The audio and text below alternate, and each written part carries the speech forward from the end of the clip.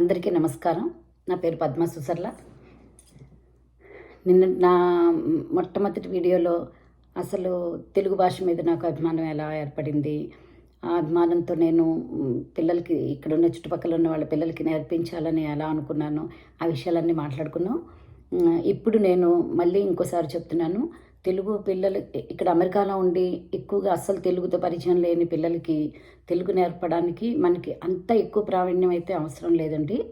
మనం చిన్నప్పటి నుంచి నేర్చుకున్న తెలుగు ఒక పెద్ద పాల శిక్ష దగ్గర పెట్టుకుంటే మనం వాళ్ళకి 2వ తరగతి దాకా నేర్పించేయచ్చు. అది నా అనుభవంతో నాకు తెలిసింది.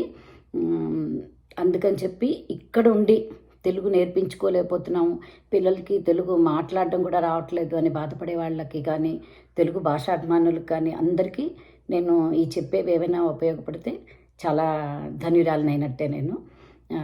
ఈ మధ్యకాలంలో ఒక సంఘటన ఇలా గత 20 సంవత్సరాలుగా వింటూనే ఉన్నాను. కొత్తగా ఇంకొకసారి ఈ మధ్య అంటే 2-3 ఏళ్ల క్రితం కోవిడ్ టైంలో నేను ఒక కూరల దుకాణంలో మాట్లాడుతుంటే ఒక ఆమె కూడా తెలుగు మాట్లాడుతుంది ఫోన్లో. అప్పుడు చూసి తెలుగు వాళ్ళ మాట్లాడుకున్న తర్వాత ఆ అమ్మాయిని పలకరించాను. ఒక 7-8 ఏళ్ళ అమ్మాయిని పలకరిస్తే ఆ అమ్మాయి అసలు ఏం సరిగ్గా సమాధానం చెప్పలేదు. నేను మాట్లాడింది కూడా అమ్మాయికి అర్థమైనట్టు లేదు, నాకు అది తెలీదు. అప్పుడు వాళ్ళ అమ్మ తను చెప్పిందన్నమాట, మా అమ్మాయికి తెలుగు అసలు అర్థం కాదు, రాదు, ఏమీ తెలియదండి. తను చిన్నప్పటి నుంచి జస్ట్ మంత్స్గా ఉన్నప్పటి నుంచి డే కేర్కి వెళ్ళడం వల్ల తనకి అసలు తెలుగుతో ఎటువంటి సంబంధం లేదు. అందుకని చాలా బాధపడుతున్నాను నేను ఇప్పుడు అని ఆవిడ చెప్పింది. వెంటనే నాకు ఇంకా విపరీతమైన సంతోషం వచ్చి, నేను తెలుగు నేర్పిస్తాను, మీ అమ్మాయిని పంపించండి అంటే అప్పుడు జూమ్ క్లాస్కి అమ్మాయి రోజు వచ్చేది. అస్సలు ఏమీ అర్థం కాదు, 7-8 ఏళ్ల పిల్ల, ఏమీ అర్థమయ్యేది కాదు. అసలు ఎప్పుడూ ఆ అమ్మాయి వాళ్ళ అమ్మమ్మతో కానీ వాళ్ళ బామ్మతో కానీ అసలు మాట్లాడదుట ఫోన్లో. వాళ్ళు ఏం మాట్లాడుతున్నారు ఈ పిల్లకి అర్థం కాదు, వాళ్ళు చాలా బాధపడతారండి అని అన్నీ చెప్తే, సరే ఇంకా నేను ఇంకా ఎక్కువ ఆవేశపడిపోయి ఆ పిల్లని ఎలాగైనా వాళ్ళ అమ్మమ్మ నాయనమ్మలతో మాట్లాడించాలి, వాళ్ళు సంతోషపడాలి అని చెప్పి ఆ అమ్మాయికి నేను ఇచ్చిన హోంవర్క్ ఏంటంటే వారం అమ్మాయి క్లాస్కి వచ్చేది. మిగతా పిల్లలందరూ కూడా జూమ్ క్లాస్కు అప్పుడు ఉండేవారు. పిల్లలందరితో కలిపి అన్నీ కొంచెం ఫస్ట్ అంతా పద్యాలు పాటలు అంతా ఆడించి తర్వాత మనం తెలుగులోకి మెల్లిగా, వాళ్ళు అసలు ఏదో కష్టమైన భాష లేకపోతే కొత్తది నేర్చుకుంటున్నారు అన్న విషయం కూడా వాళ్ళకి తెలియకుండా అంత సులభంగా వాళ్ళకి నేర్పచ్చు. ఆ అమ్మాయి అలాగే ఒక నెల్లాళ్ళు అయ్యేప్పటికీ 4 శ్లోకాలు నేర్చుకుంది. అవన్నీ అమ్మాయికి హోంవర్క్ ఏమి ఇచ్చేదాన్నంటే, వచ్చే వారం క్లాస్కి వచ్చినప్పుడు నువ్వేం చెప్పాలంటే, అమ్మమ్మ వాళ్ళతో మాట్లాడాను, బామ్మ వాళ్ళతో మాట్లాడాను, నాయనమ్మ వాళ్ళతో మాట్లాడాను అని నాకు చెప్పాలి, అదే హోంవర్క్ అని చెప్పేదాన్ని. వాళ్ళ అమ్మగారు కూడా కొంచెం దాన్ని సీరియస్గానే తీసుకుని ఆ అమ్మాయి చేత వాళ్ళ అమ్మమ్మ వాళ్ళతో మాట్లాడించడం. ఆవిడ కూడా చాలా కష్టపడి శ్లోకాలన్నీ, అమ్మాయికి జాబ్ చేస్తూ ఉన్న ఒక్కరే ఉండేవారు, హస్బెండ్ వేరే ఊళ్ళో ఉద్యోగం. సో ఇలా ప్రతి వాళ్ళు ఏదో ఒక రకంగా బిజీగానే ఉంటారు ఇక్కడ. అంత బిజీగా ఉన్నా సరే భాష మీద అభిమానం ఉన్నప్పుడు కొంత ప్రయత్నం అయితే చేయాల్సిందే. ఎందుకంటే నాకు ఇంకా కొంతమంది తెలుసు, వాళ్ళు మాకు తెలుగు రాకపోయినా పర్వాలేదు అనుకుని వాళ్ళు ఉన్నారు. వాళ్ళు ఏమీ బాధపడడం కూడా పడట్లేదు, అది పర్వాలేదు. కానీ ఎవరైతే ఇష్టం ఉండి బాధపడి అవకాశం లేని వాళ్ళు ఉన్నారో వాళ్ళకి చెప్పాలి, ధైర్యం చెప్పాలి, వీలైతే నేర్పించాలి.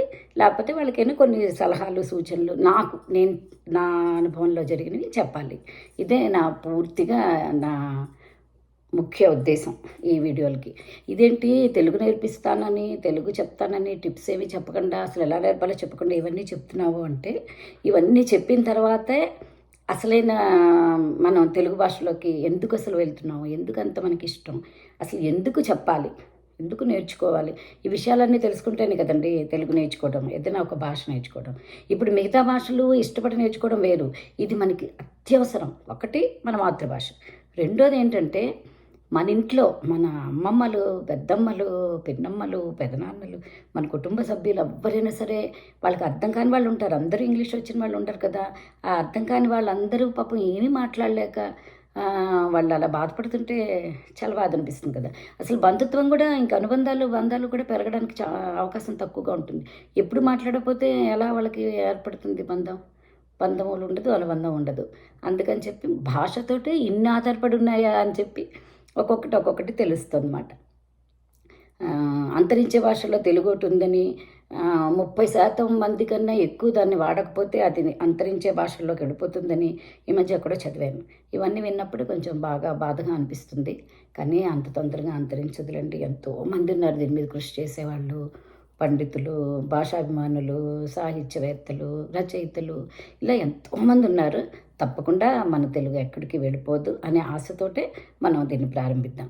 నేను తొందరలోనే మీకు అక్షరాలు అసలు ఎలా మొదలు పెట్టాలో చెప్పేస్తాను. కానీ ఇవన్నీ ముందు చెప్తుంటే అసలు నా అనుభవాలు మీతో పంచుకోవాలని చెప్పి ఇవన్నీ చెప్తున్నాను అనమాట. తెలుగు భాష మీద ఇష్టం ఉన్నవాళ్ళు, సాహిత్యం చదివిన వాళ్ళు తప్పకుండా తెల్ల కాగితాలు నల్లగా మారుస్తూ ఉంటారు. అంటే ప్రతి ఒక్కళ్ళు శ్రీలక్ష్మి గారిలాగా ఏవో ఒక తవికలు ప్రయత్నం చేసే ఉంటారు. అలాగే నేను కూడాను.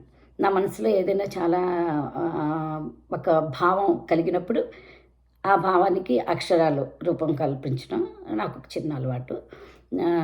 సో అలాంటి ఒక చిన్న అక్షరమాలిక ఇప్పుడు చెప్తున్నాను. చిరునవ్వులన్నా, చిన్నారులన్నా, విరిసే వెన్నెలన్నా, విరబూసే పూలన్నా, మల్లియలన్నా, మంచి మనసులన్నా నాకెంతో ఎంతో ఇష్టం. ఈరోజుతో దీంతో సరిపెడదాం. నా నెక్స్ట్ వీడియోలో నేను మీకు మాటిస్తున్నాను, తప్పకుండా నేను తొందరలోనే వీలైనంత ఆంగ్ల పదాలు వాడకుండా మాట్లాడడానికి ప్రయత్నం చేస్తాను. ఇంకోటి ఏంటంటే, నేను అసలు తెలుగు నేర్పిస్తున్నాను 7 సంవత్సరాలుగా అంటే దానికి పూర్తి సహకారం మా వారు. తప్పకుండా మా వారి పేరు చెప్పి తీరాల్సిందే. ప్రతి ఆదివారం నాడు ఒకసారి వంట చేయగలుగుతాను, ఒకసారి లేట్ అయిపోతూ ఉంటుంది. ఏదైనా సరే నా తెలుగు క్లాస్ చాలా ఇంపార్టెంట్ అని చెప్పి ఆయన కూడా చాలా ప్రోత్సహించారు. అందుకే నేను చెప్పగలుగుతున్నాను. మళ్ళీ ఇంకోసారి తెలుగు భాషని ఉద్ధరించే దీనిలో తమ పిల్లల్ని నా తెలుగు క్లాస్కి పంపిస్తున్న మా ఊళ్ళో ఉన్న మా పిల్లల పేరెంట్స్ అందరికీ ధన్యవాదాలు తెలుపుకుంటాను. వచ్చే వారం మీకు ఇంకో ఒక చాలా ఆశ్చర్యమైన విషయం ఒకటి వచ్చే వారం చెప్తాను. అంతవరకు సెలవు. ధన్యవాదాలు.